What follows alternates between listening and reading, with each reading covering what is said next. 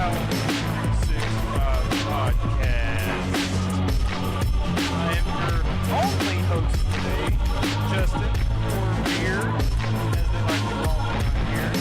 We are 168 days away from Halloween, and that makes us 129 days away from autumn.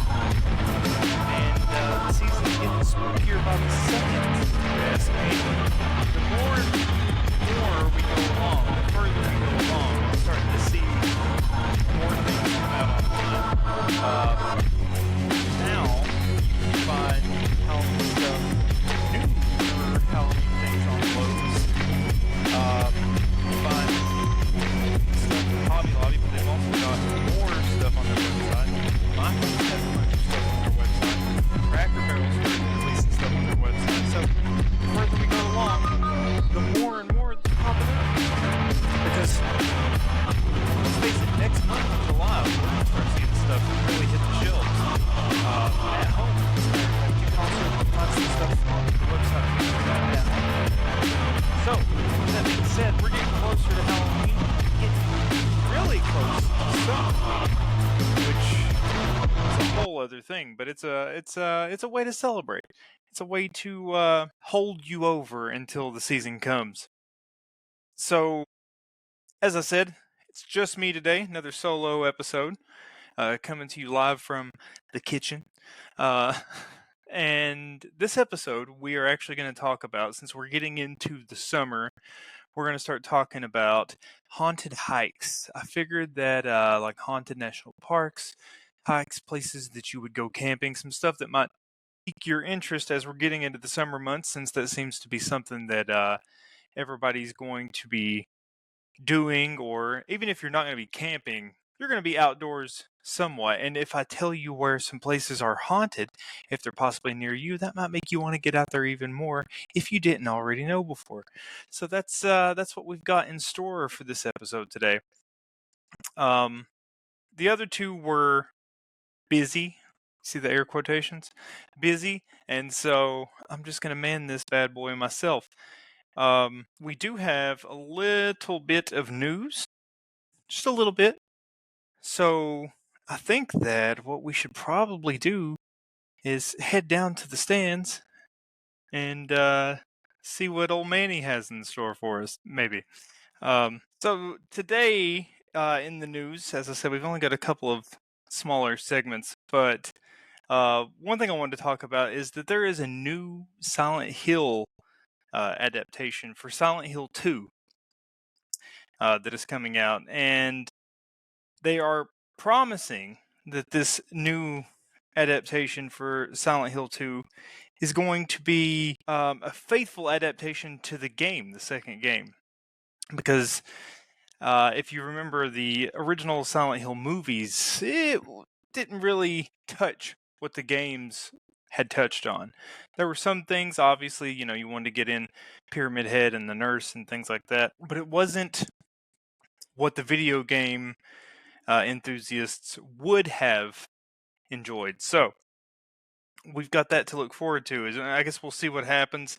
The director on that is going to be Christoph Gans. Also in the hot sheets, something that doesn't make any sense to me at all is the fact that there's a rumor that Scream 8 was already greenlit.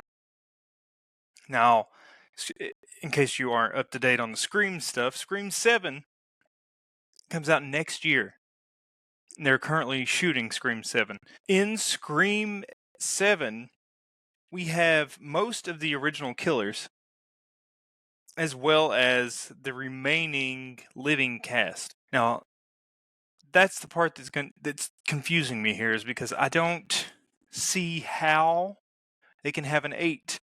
If the rumor's true, how can they have an 8 whenever you're bringing everybody back, including some of the old killers for whatever reason? How is there already an 8? The rumor also continues to go on to say that it's going to continue the story with Sidney Prescott. She's already signed on to 7. So this makes it even more confusing. And I guess I would like to get Jeremy and Chad's take on that. I'm not really sure what the purpose of it could be. It doesn't make any sense to me. So I guess we're going to find out. It could be just a rumor. That could just be something that we're hearing, and that's nowhere near being the actual truth. I mean, I hope not, because at this point, I think that 7, if done correctly, should be the end of Scream. And I think that Chad and Jeremy would agree with me on that as well, because we've talked about it briefly on the show before. Not briefly, extensively on the show before. Also in the news is the Horror in Haddonfield. It's Halloween's Untold Stories, which is a book that is publishing in October. So Andrew Grievous will publish a Horror in Haddonfield, the Untold Stories of Halloween, in a paperback and ebook on October 7th. It's going to be a 250-page book, and it's supposed to unmask the secrets behind all 13 Halloween films, with interviews and essays from the cast and the creative teams. So this guy's essentially went and compiled all of the behind-the-scenes stuff, and he's putting it into a paperback or ebook. So any of the fans, I guess if you're a big horror fan out there, this could be a nice little purchase to add to your collection. Last bit of horror news that I have others, but I'm going to save that for the one the boys are on. Last bit of horror news that I have is we talk about him a lot on the podcast. Our boy Josh Gates. He recently has a Expedition X Files, or Expedition Files, something like that, show where he essentially narrates and goes into unsolved or unexplained supernatural stories or history mysteries type thing. And the reason I bring it up is because his most recent episode that just came out, which you should go take a peek at, is he dives into the Amityville Horror House, the real one, the original one. So he goes in depth with alternate theories, what they believe actually happened, if it was really haunted, that sort of thing. So if you get the chance, I would go check that out. It's something that looks really, really interesting. Now, with that being said, that is all of the hot sheets that we have for today. And we can hop into the main topic here, which is going to be haunted hikes. So this came about because I personally find myself out trying to hike or be outside most of the time. I mean, the winter's a bitch. I don't really even try to stay out there. I won't even lie about that in the winter. But for the most part, going on hikes and going to different places in the wilderness is something that I enjoy a lot. So it just occurred to me that it would be something really neat if we could recommend a bunch of haunted places for you guys to visit while you're out there getting in your exercise or just enjoying nature.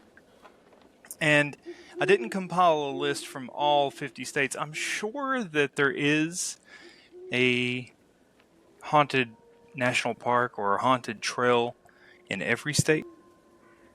But I'm just going to touch on the most well-known ones, and that should be enough to spark your interest and maybe help you dive a little bit further. Now, if the boys were on here, then we might have been able to hit all 50, but do what you can do. So, I'm going to start off with my state, beautiful state of VA. First, in Virginia, we have the High Bridge Trail in Farmville, Virginia. So this is a hiking trail that you can visit, just public, open to the public, and it has a dark history, as it was once part of the South Side Railroad that transported Confederate troops and supplies during the Civil War. It was a key Confederate supply line. The bridge on the High Bridge Trail was burnt on April 6, 1865 by Union troops to prevent further provisions. That's a little bit of the backstory on it. Now, the spooky part is today the High Bridge Trail is said to be haunted by the souls of fallen Civil War soldiers. So there are several accounts, and if you do some digging, you can find photos taken, EVPs that people have recorded while being on the trail that include phantom gunshots, voices, footsteps throughout the trail, whether it be tree branches and leaves crunching or the gravel crunching under feet. But the real supernatural stuff starts picking up at nighttime. So this is a 120 foot. There's a 120 foot tall high bridge, and on this bridge is where people will hear most of the footsteps. But there are even some people that will appear on the trail at night that are brave enough. I don't know if you want to call them night hikers or if they're really just out there to see if there's ghosts. But night hikers have reported seeing ghostly apparitions that appear and disappear whenever they approach. The best times to visit this supposed trail to see something or hear something spooky is the late evening hours at dusk or after dark. So if you're near there, go take a look. Maybe you'll come upon something really cool. Next one is Bristow Station at Battlefield Heritage Park in Bristow, Virginia. Not Bristol, Bristow. The park preserves the hallowed grounds of another Civil War battle that took place between 1862 and 1863. And there was several battles that actually took place. There is still, you can tell in the earthworks in Bristow, the trenches, and there's even bullet marks still on the trees that you can find, kind of detailing the battles that had happened there. So visitors and staff have reported seeing ghostly figures dressed in Civil War uniforms around the battlefield. There's also been strange lights spotted, sounds of gunfire, and shrieks of injured soldiers have been heard late at night. The paranormal activity is said to increase on the anniversary dates of the Battle of Bristow. So if you are in that area or find yourself while you're on a road trip or something near that area, go take a look. Virginia itself in general has a lot of haunted places. This one is actually near us, near me currently. So the Devil's Bathtub Trail in Scott County, Virginia, which is also a really nice hike in general for because there is a sort of water reserve and fall. It kind of looks like that it is a bathtub that's made into the rock. Go look it up on Google whenever you get the chance. It's super cool. The hike is worth it. But the Devil's Bathtub Trail lives up to its ominous name. The hiking trail leading to the Devil's Bathtub in Scott County is said to be prowled by shadowy apparitions and strange glowing orbs of light. Hikers have also reported equipment failures, battery drains, and the feeling of being watched by an unseen entity in the forest while they walk among the trail. Which is really creepy because I can tell you, I'm here. The trail is literally down the road from me. We are in the heart of the Appalachian Mountains, this trail is. So anything that you've heard previously, you can apply that to this trail. Paranormal activity is concentrated near the unique natural rock formation known as the Devil's Bathtub, which is a cave-like basin that's formed by a meadow creek. And people say that if you hike here late at night when the area is deserted and quiet, you'll increase your odds of encountering something supernatural, whether it be the glowing orbs or the ghostly apparitions of something walking among the trees that's watching you as you hike. Moving on, out of Virginia, we've got Norton Creek Trail on the Great Smoky Mountains of North Carolina. Take the great part out of there. Just throwing that out there. Anyways, Cherokee legend warns of a Spearfinger, which is a witch that was supposedly haunts Norton Creek and feasts on wayward children. Now, Spearfinger is a cryptid local to parts of the Appalachian Mountains. Cherokee cryptid, as stated previously, but she is said to be seen in Norton Creek on the Great Smoky Mountains of North Carolina. Fortunately for lost hikers, there is a more helpful ghost in this area. So if you get lost while you're out here trying to look for signs of Spearfinger, the witch, or if you're just looking for paranormal evidence, or if you're just on a hike, so there is a more helpful ghost in the area. Several hikers have reported that a mysterious floating light will lead them away from danger and back to the original trail if they're lost, which is really, really cool. So in my head, I automatically picture like the little fairy from Zelda, like, listen, like leading you along.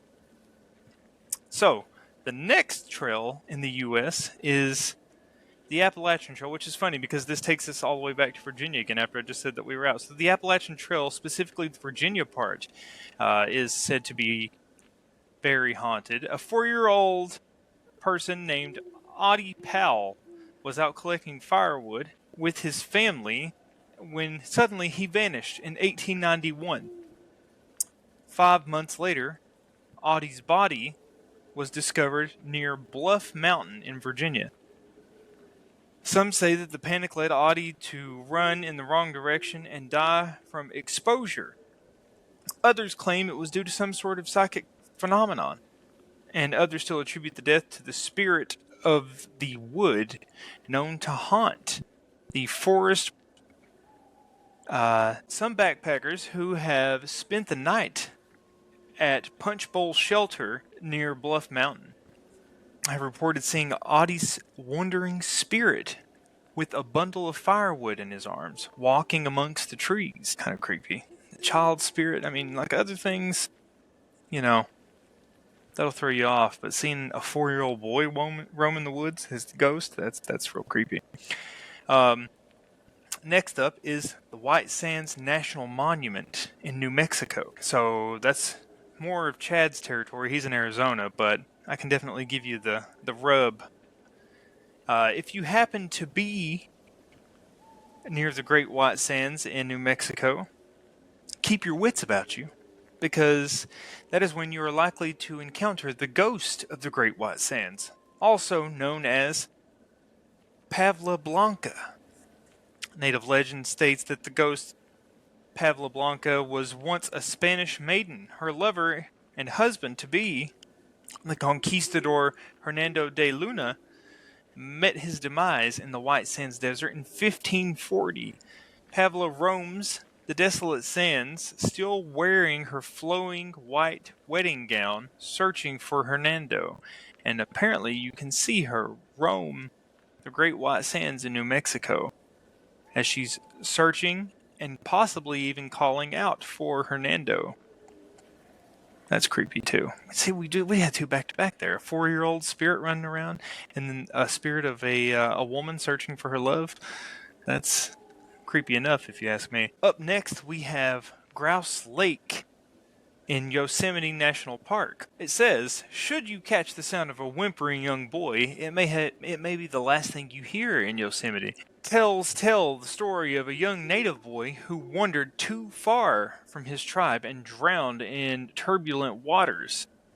Rumor has it that modern-day hikers who try to locate the sound of the whimpering boy they hear while they're out on the trail are pulled under the dark waters and drowned. Now, that could just be current of some sort or a whirlpool, but I can tell you one thing. If I'm in Yosemite and I hear the cries of a young boy, I don't think I'm going to go after him. Too many things out there besides ghosts. Up next is the Gold Mine Trail, Chesapeake and Ohio Canal National Park in Maryland. So if you're up in old Maryland, this one's for you. 1906, a miner was killed in an unexplained explosion soon after the mine hauntings began by a group of spirits referred to as... Ooh, and we were going to do an episode on this, so this is kind of funny. Referred to as the Tommyknockers. So 2 years after the hauntings began, a watchman reported seeing a creature crawling out of the mine shaft. The watchman described the creature as, and I quote, a ghosty-looking man with eyes of fire and a tail that was 10 feet long. If you'd like to take your chances and go hiking with the Tommyknockers, you can start your hike at the Great Falls Tavern Visitor Center and make your way there. Now, I'm going to divulge and kind of jump off of this real quick, is the Tommyknockers is a quote-unquote cryptid or legend that was come up with by miners whenever they were mining gold back in the day during the gold rush. Now, Tommyknockers have been described in a couple of different ways. One, in a negative light, something that brings bad luck, but they have also been described as something that will warn you whenever you're about to have a mine collapse. So a lot of miners did report back in the day that they would hear knocking coming from deep inside the mine, and that was the Tommyknockers, which they said were little people that lived in the earth, and they were warning them of a collapse that was about to happen. Now, other miners seem to think that it was the Tommyknockers that were causing the collapse. Either way, if you go to the Great Falls Tavern Visitor Center in the Gold Mine Trail National Historic Park in Maryland, you might see a Tommyknocker. Now, if you're up in New Jersey, I think you already know which trail they're going to take you on. And that's, I'm going to probably butcher this, so if I say this wrong, just go ahead and comment.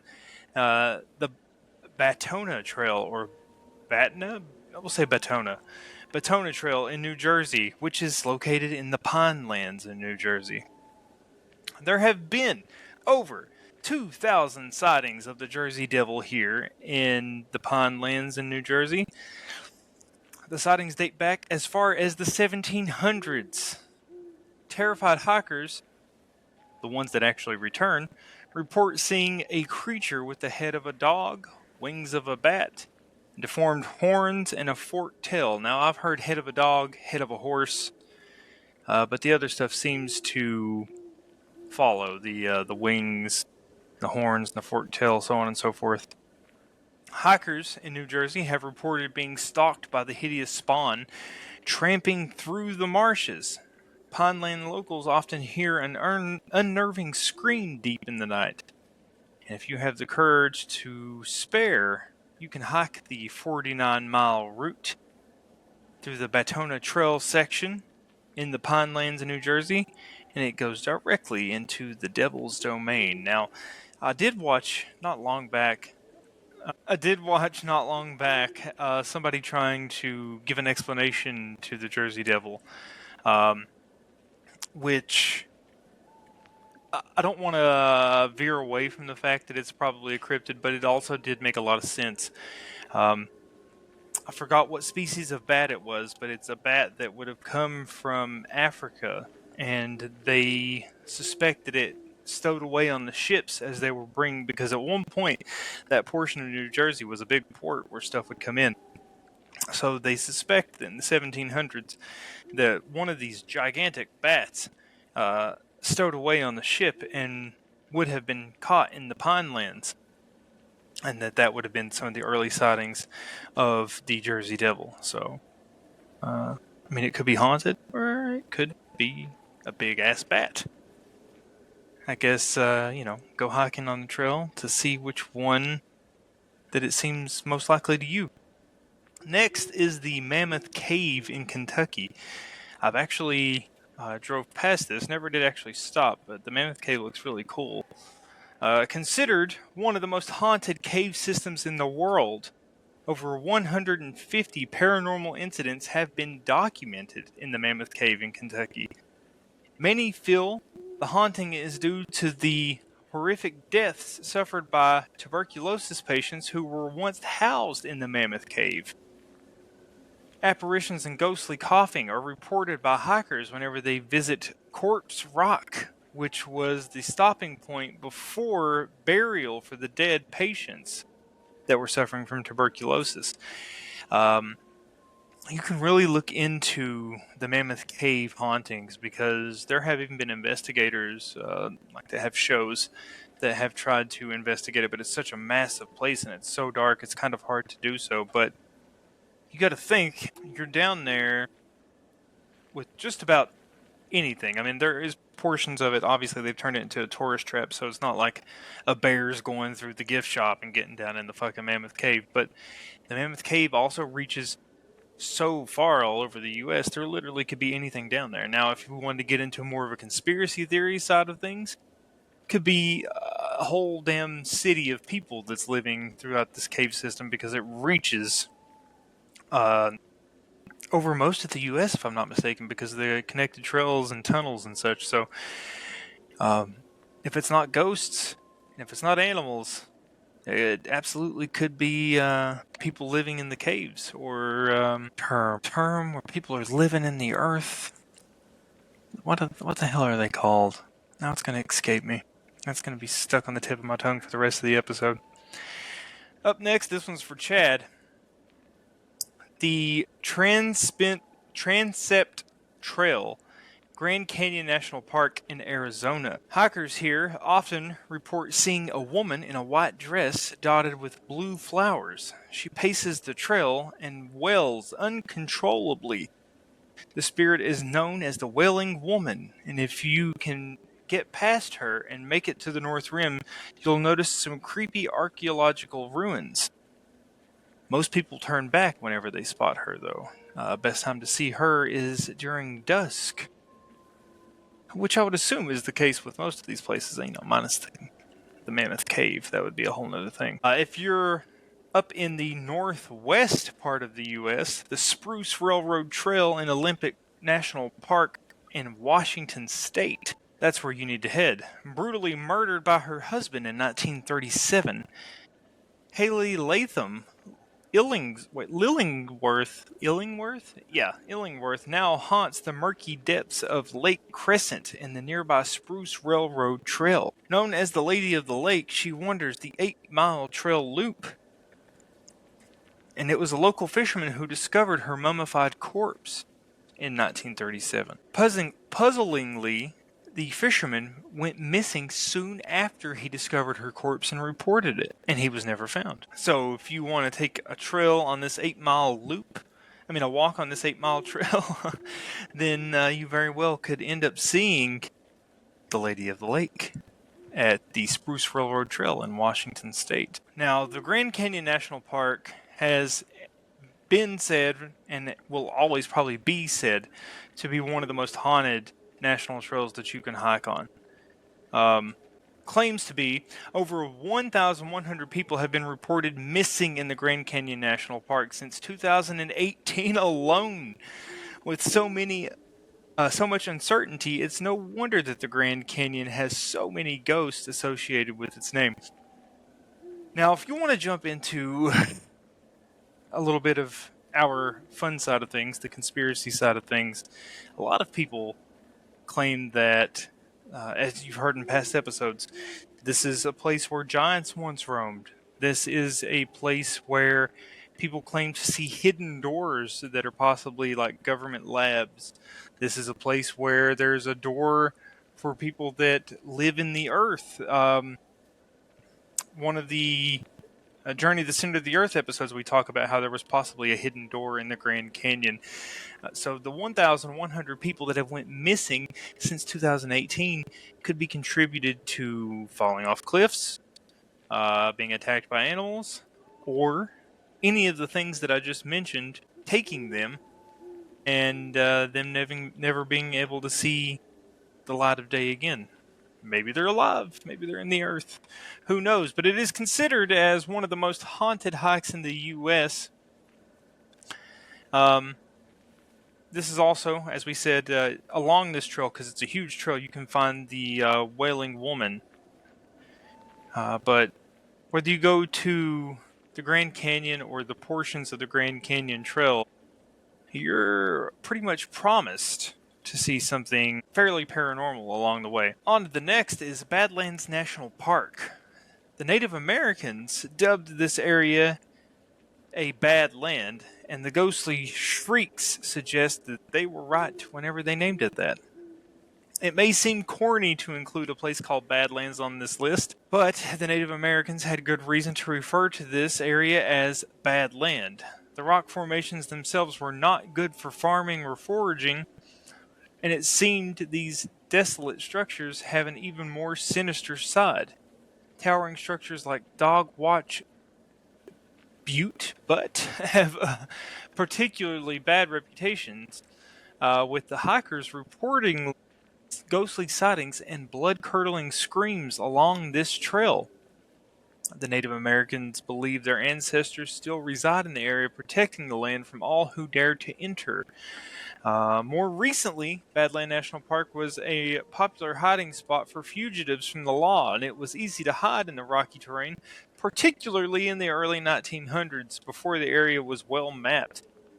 Today, visitors in the Badlands to the Badlands highly underrated South Dakota National Park can enjoy a hike or take a scenic drive through the region, so as long as you don't mind a little extra company from the ghosts that wander the trail. Moving on to the next is Big Bend National Park.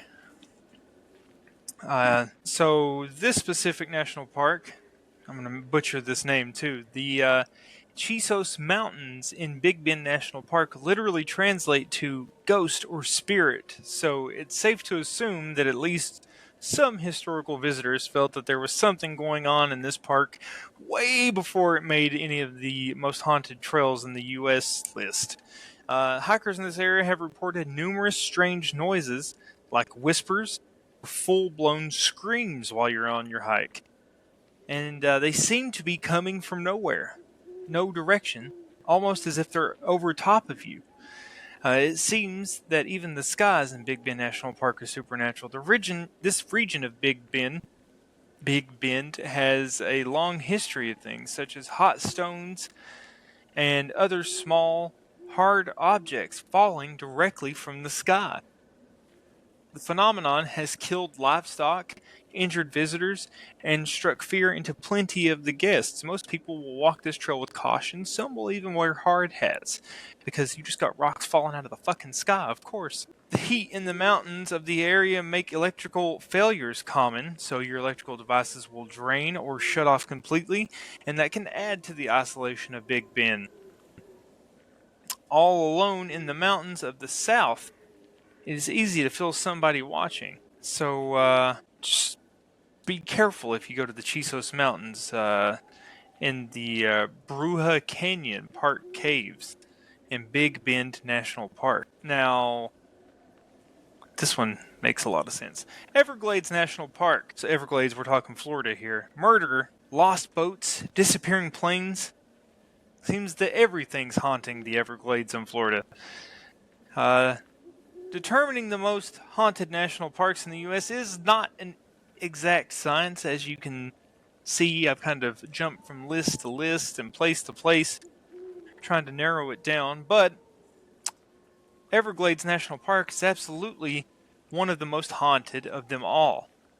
Not only do you have to worry about the toothy fucking predators, and the Bermuda Triangle is not far from there, then you've also got to worry about the swampy mangrove forest. The Everglades have the makings of a horror movie backdrop, and the big fucking snakes too. We won't even get into that. Oh, and Skunk Ape, he's out there. So it seems that the sentiment has existed for several hundred years, long before the Everglades became protected by National Park Service. This unique Florida landscape was prime real estate for body dumping. Also, outlaws utilized the twisting maze of marsh to hide from the law and used the alligators and bull sharks to hide their crimes. They get a little hungry. What do? You feed them. Murderers like Edgar Watson disposed of an unknown number of victims in the Everglades, and not every lost soul has moved on. Since then, More disappearances have been linked with supernatural phenomenon, including the ghost ship of the Everglades, manned by a crew of lost souls doomed to wander the marsh without rest. Even more eerie, Flight 401 disappeared on a route flyover of the Everglades as the base crew list, listed to the flight got more and more panicked before going radio silent. They realized they needed to send help, and another flight was sent to look for him, but it promptly disappeared as well. So, two flights in a row completely disappeared over this portion of the Everglades. These missing planes became the heart of the Bermuda Triangle conspiracy, and it also fueled the theory that something very haunted is going on in the Bermuda Triangle and the Everglades National Park. So, with all those disappearances and bodies that were dumped into the Everglades, and who knows what else, you can bet your ass that you're going to see something paranormal while you're down there. Plus, just watch out for the fucking snakes. Just watch out for the fucking snakes. So, I say all of this and give you all of these places to go, only to follow it up with, if you're seeking paranormal encounters on any of these haunted hiking trails or national parks, keep in mind a few of the tips. It's best to hike in a group. Stay on the marked trails. Don't wander off. Not every place has a friendly ball of light ghost that will guide you back to the trail like in the Great Smoky Mountains. Let someone know your planned route. So before you go, send them, hey, this is where we're going. This is where we plan to go, and turn around and come back or come out at. Bring flashlights, bring backup batteries, maps, and supplies just in case you get lost or injured. And this goes for any of these trails, no matter how big or how small. Be respectful of the paranormal activity, because these spirits were once people too. Stay calm if encountering a ghostly presence. Don't run or make any sudden movements. Remember, you are still in the national park, and if you get scared and take off running and run straight off of a fucking cliff, then you're just going to join them. So let's refrain from doing that. And try not to trespass, especially if you're in the Appalachians. Just throw that out there. But most of all, while following all of these rules, make sure you document some stuff and you send it in to the Halloween 365 podcast. That's the main thing here. Make sure you send it in to us, because the boys want to see what you got. And if you have anything actually from previous hikes or camping trips that you might have took, it doesn't have to be to anything on this list, but if you have anything from the past in general, we want to know. We want to see. You can send it to us on any of our socials, which you can find all of our socials on linktree.com/Halloween365podcast. That's also where you can find our merch. You can send it to us on any of the socials, or you can email us at theh365gang@gmail.com. And that's the national park, the haunted national parks and trails. Before we wrap everything up, if you've made it this far, congrats. I do want to say that I'm going to go ahead and push forward with my campaign, as I have been, about making Halloween spooky and creepy again. Now, I'm making a dent in some things because our TikTok, we've been growing in followers, which I appreciate everybody that's come and listened to the show and followed us on TikTok and the other socials. And I have a lot of people that seems on there to agree with my stance on the fact that we need to start doing, instead of just saying, "Oh, I wish Halloween was how it's supposed to, how it used to be." I don't know how in detail. I can't remember how in detailed I went last time previously, but just want to reiterate the fact that as you are seeing the companies, manufacturers, all these big names, whether it be movies, merch, what have you, they're all catering to Gen X and the millennials currently, as far as that's what's being marketed. Nostalgia, all of these things. And I say all of that to say that that's because we are slowly taking the spot of where our parents were whenever we were growing up. And that's a good thing. That puts everything in our favor, because we are literally the ones that are going to be able to decorate your house, your yard. And I saw this also as a comment. Somebody was like, oh, well, not all of us have a yard. We can't really. I don't give a shit. Decorate your stoop, decorate your stairs, take the old school 25-cent plastic gooey wall clingers or window clingers and stick them some bitches on. If you live in a Burger King, I don't give a shit where you live. In a car, hang something up from the mirror. Doesn't matter to me. A tent, do something. And if you're staying at home, hand out the candy. Put the pumpkin out. Turn your porch light on. Throw some decorations. Even if you don't have a lot of decorations, you can throw a lit pumpkin out and have spooky music playing. I know you've got a fucking Bluetooth speaker, or everybody's got a phone. The point is, and the main thing is to actually start taking your kids out. It's a little bit safer now than it was in the early 90s and the 80s. So start taking your kids out and go door to door. Stay the hell away from the trunk or treats. And if you get offered to do them, don't do the damn things. Or take them to the trunk or treats and still take them door to door. That's the whole purpose of this. As I've said before, we're trying to keep the magic alive. And you can't do it by posting your videos of, oh, I went to the spooky swap meet, or look at my pretty pumpkin dress, or look at this, I carved a pumpkin out of a cookie. Fantastic. I'm glad you got your likes and your clicks. Are you going to actually do something on Halloween? Are you going to make shit feel like it used to? Or are you just going to let the holiday pass again? Like it does every year. And then you're going to have this whole 365-day countdown where you're going, oh shit, I wish I'd done something. Well, you can. And you should. Make this Halloween the start of a whole slew of fantastic Halloweens where we bring back that feeling from the 80s and the 90s and the early 2000s. You can do it even if you don't have any money. So that's what I'm preaching here. Thanks for listening, everybody, to the Halloween 365 podcast. Tommy, leave me alone. He doesn't believe me. Don't you know what happens at Halloween? Yeah, Anything you that can. moves us, you can find on linktree.com/Halloween365 podcast. And give us a follow, give us a share, help us with out. Because, nobody's listening. Why are we making the damn thing? So, give us a share, give us a follow, tell people about us.